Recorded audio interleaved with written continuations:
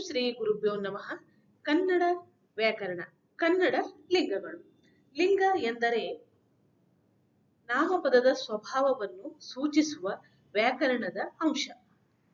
ಕನ್ನಡದಲ್ಲಿ ಲಿಂಗವು ವ್ಯಕ್ತಿ, ಪ್ರಾಣಿ ಅಥವಾ ವಸ್ತುವಿನ ಸ್ವರೂಪವನ್ನು ಸೂಚಿಸುತ್ತದೆ.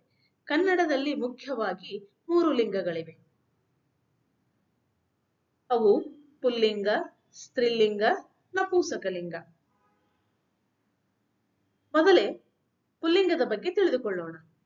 ವ್ಯಾಖ್ಯಾನ: ಪುರುಷ ಅಥವಾ ಗಂಡು ಜಾತಿಯನ್ನು ಸೂಚಿಸುವ ನಾಮಪದಗಳನ್ನು ಪುಲ್ಲಿಂಗ ಎಂದು ಕರೆಯುತ್ತಾರೆ. ಉದಾಹರಣೆಗಳು: ಹುಡುಗ, ರಾಜ, ತಂದೆ, ಅಣ್ಣ, ತಮ್ಮ, ಅಜ್ಜ, ಬಾಲಕ.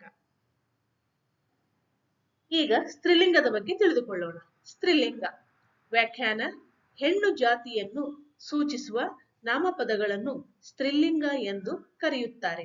ಉದಾಹರಣೆಗಳು: ಹುಡುಗಿ, ರಾಣಿ, ತಾಯಿ, ಅಕ್ಕ, ಬಾಲಕಿ, ತಂಗಿ. ಈಗ ನಪುಂಸಕಲಿಂಗ.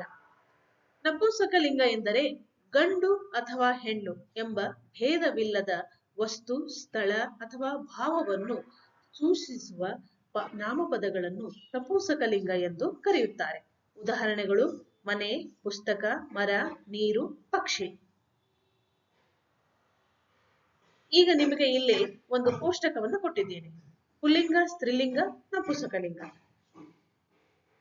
ಇಲ್ಲಿ ಹುಡುಗ, ಹುಡುಗಿ, ಮನೆ; ರಾಜ, ರಾಣಿ, ಪುಸ್ತಕ; ತಂದೆ, ತಾಯಿ, ಮರ; ಅಣ್ಣ, ಅಕ್ಕ, ನೀರು; ಗಂಡು, ಹೆಣ್ಣು, ಹೂವು.